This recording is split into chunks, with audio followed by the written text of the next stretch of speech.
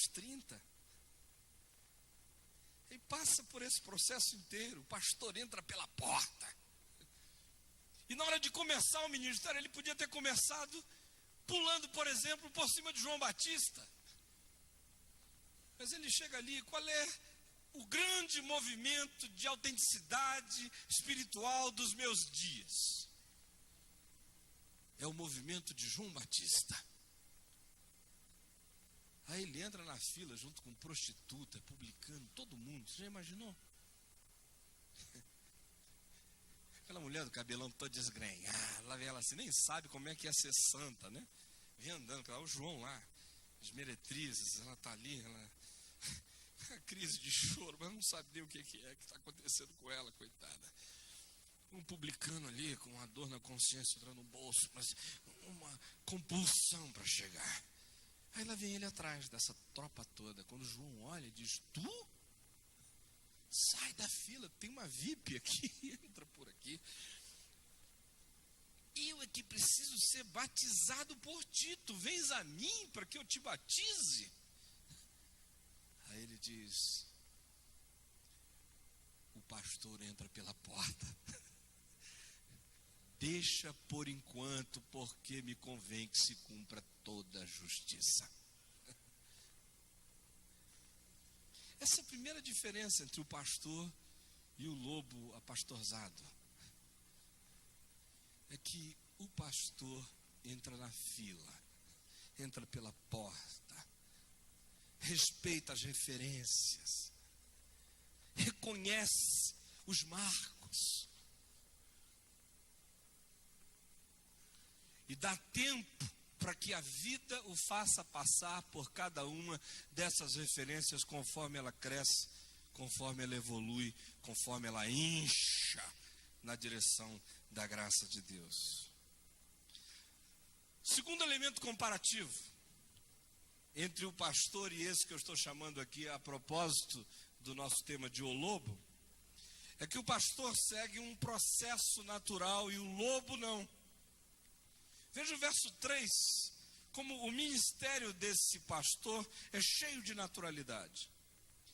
Para este, o porteiro abre. Ele não arromba. Ele não faz uma promessa para o porteiro. Ele não diz, olha, se eu me der bem, eu te levo junto. O porteiro abre. Mais do que isso, as ovelhas ouvem a sua voz. Ele chama pelos nomes as suas próprias ovelhas e as conduz para fora. Pode haver um movimento mais natural do que esse? Olha só, vem o pastor, aí ele entra pela porta. O porteiro olha para ele e diz, abre a porta. Ele vai entrando. Aí ele chega, as ovelhas, aí ele começa a chamar, bebê, memé, zizi, as ovelhinhas todinhas, né? Maminha, vem cá. E elas ouvem a voz dele. Vem comigo. Passa, oi, porteiro, Deus te abençoe. E ele as conduz para fora. Agora, qual é o grande traço disso aí? É naturalidade. Não há aqui uma conquista imediata, o que há aqui é um processo de comunhão. A conquista do pastor é a conquista do amor, da comunhão. O lobo não. É um dominador, um impositor de experiências. Veja o que se diz sobre o lobo. Verso 5. Mas de modo algum seguirão o estranho, antes fugirão dele, porque não conhecem a voz dos estranhos. O verso 8 fala dele como sendo ladrão, salteador, mas as ovelhas não lhe deram ouvidos. E o verso 12 diz que é um mercenário, a quem não pertencem as ovelhas. Veja essas três expressões: estranho, ladrão, mercenário.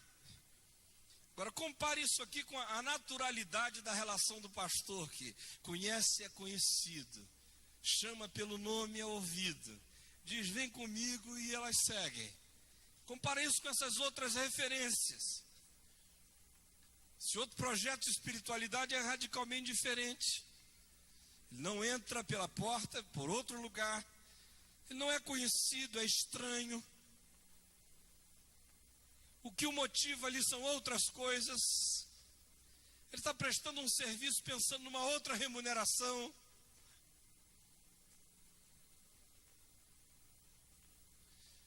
Veja a terceira marca comparativa. O pastor tem uma relação pessoal com as ovelhas. Depois de fazer sair a todas as que lhe pertencem, verso 4, vai adiante delas e elas o seguem porque lhe reconhecem a voz. Ele conhece e é conhecido.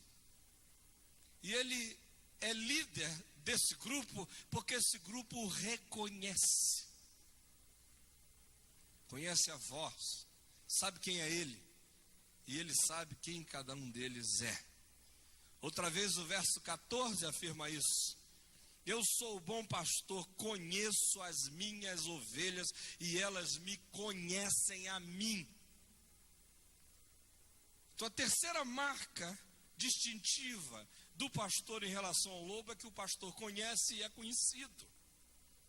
Não é aquela figura que ninguém sabe quem é, nem de onde veio, nem para onde vai, que nunca entrou na tua casa, você não conhece o cheiro dele, não conhece o teu, não sabe quais são as emoções da alma dele, nem ele conhece as tuas, tem apenas uma relação daqui de cima contigo aí embaixo, que massificou a experiência inteira e é só isso.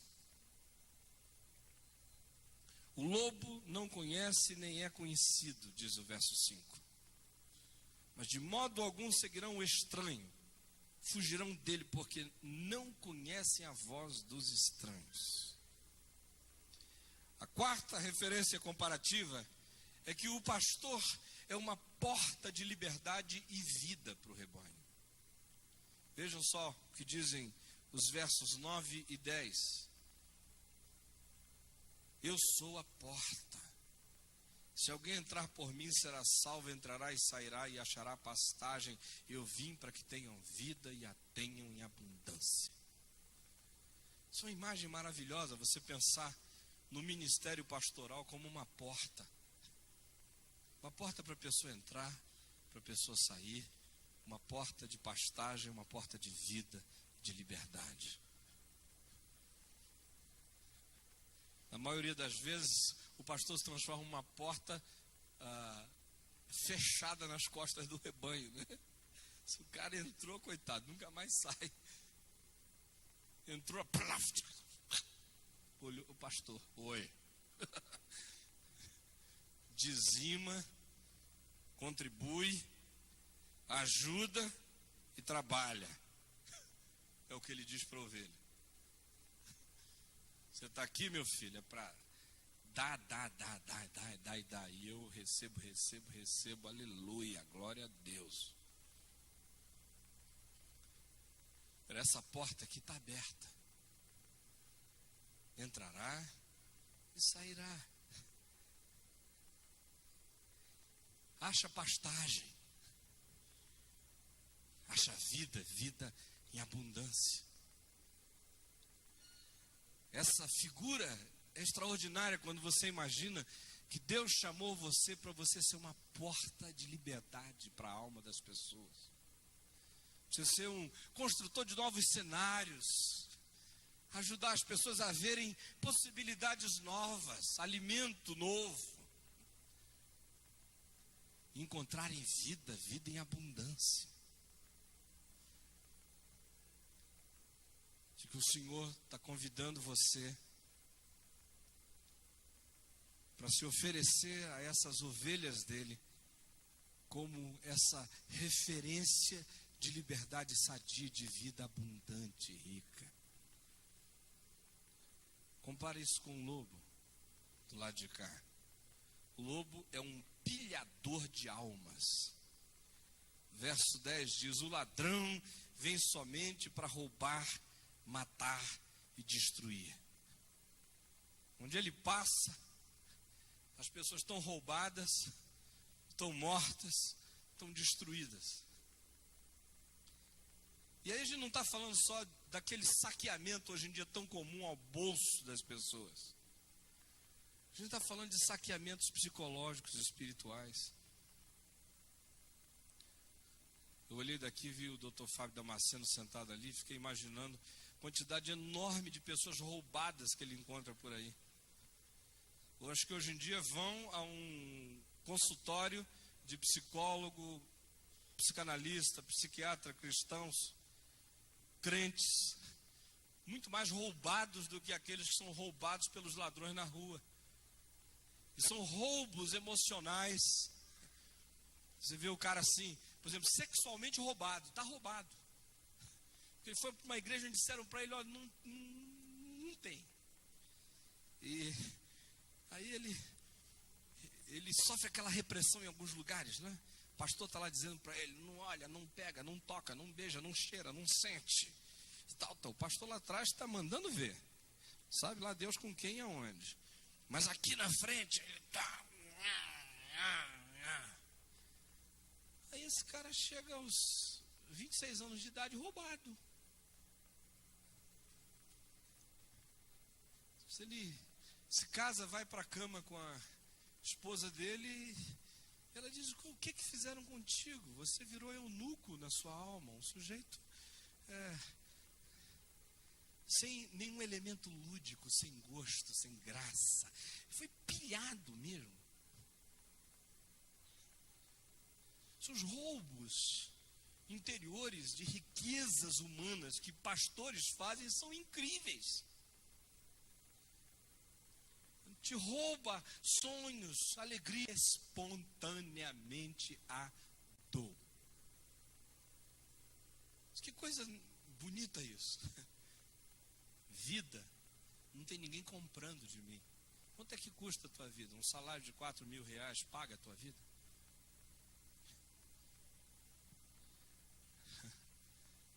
Vida ninguém atira de mim. Não está à venda, não está sendo loteada, não está para troca. Eu, por exemplo, nunca tive a menor espontaneidade para receber o salário pastoral por causa disso. Porque alguns dos que iam pagar o salário tentavam passar aquela ideiazinha para você de que eles estavam remunerando o teu trabalho. Eu me lembro que um dia eu perdi a paciência e falei para uma pessoa, olha, o meu trabalho não dá para ser remunerado porque ele é o preço do sangue do Cordeiro. Você está comprando pão para minha casa, é um favor que você está fazendo, porque o meu trabalho não tem preço, não está à venda. E se alguém resolver parar de me financiar, eu não vou parar de fazer o que eu faço. Porque eu faço o que faço não é porque alguém me paga para fazer, é porque eu não tenho como não fazer, porque eu sou escravo desse sentimento e dessa vocação.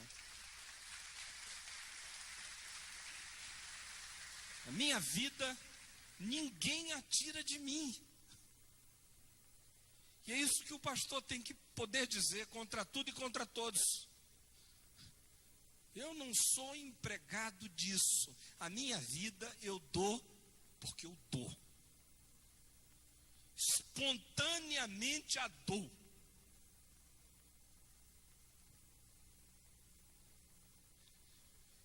E eles estão tendo apenas o privilégio de participar dela. Porque se quiserem parar, eu não paro. Porque eu a dou espontaneamente. Agora olha para o lobo. O lobo se dedica de modo proporcional ao lucro. Verso 12 diz que o lobo é o mercenário, que não é pastor, a quem não pertencem as ovelhas. Não tem nenhum sentimento de pertencimento. O negócio dele é grana. Ele pode até fazer uma conta proporcional. Olha, para uma igreja que tem 3.000 membros, meu salário devia ser 7.000 reais. Se ela chegar a ter 17 mil, você tem que triplicar, porque o trabalho aumenta desproporcionalmente. Ele vai fazer essa conta todinha aí.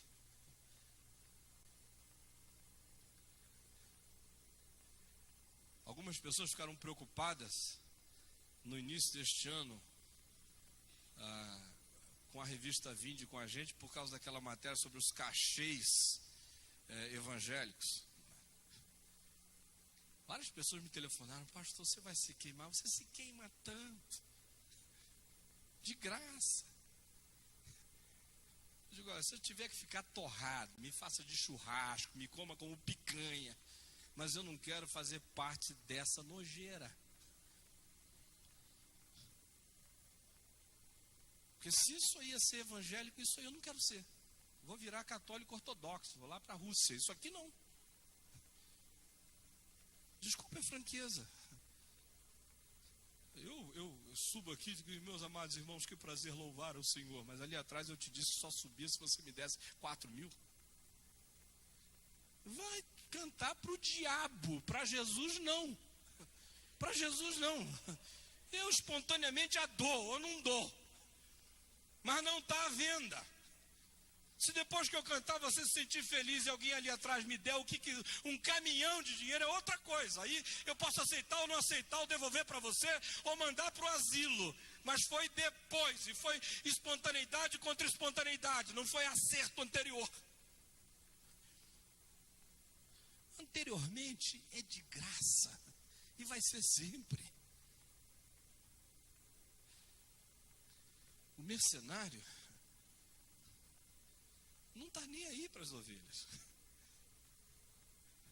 O negócio dele é comparar lucros, é balanço, é custo-benefício. É só isso. E por último, o pastor está disposto a pagar preços. Veja o verso 11.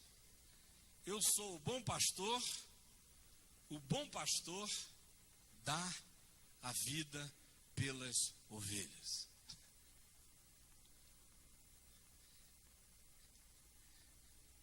Esse negócio está ficando cada vez mais raro no nosso meio, não está não? Do pastor que paga preço. Eu sou novo, e na fé mais novo ainda, faz 24 anos que eu acompanho a igreja assim bem de perto. Antes disso eu sabia bastante sobre coisas de igreja, mas não era assim nos intestinos dela, como nos últimos 24 anos. Antes era mais no ombro, depois eu entrei para os intestinos.